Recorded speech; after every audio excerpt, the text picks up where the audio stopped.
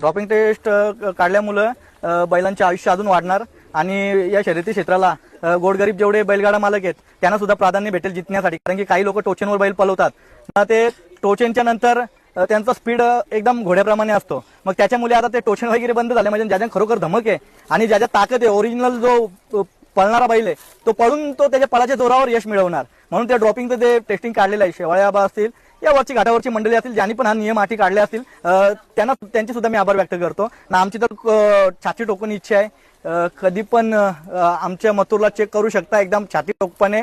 आणि आमचा चॅलेंज आहे, जिथं कोणतीही गोष्ट आमचा जो पलतोय मथुर तो ओरिजिनल जे त्याला खायला लागते खाद्य, ज्या माणसाला जसं खाद्य लागते अन्न लागतो तसंच त्याच्याप्रमाणे त्याचा जो अन्न आहे खुराक आहे, या वाडा असेल, बाटूक असेल, जवरी असेल, या उडीद मठ असेल, मक्का असेल, भुट्टा असेल, आम्ही आतापर्यंत त्याच्यावर मथुरला पलवत आलोय आणि तेच रुटीन आयुष्यभर त्याला ठेवत राहणार.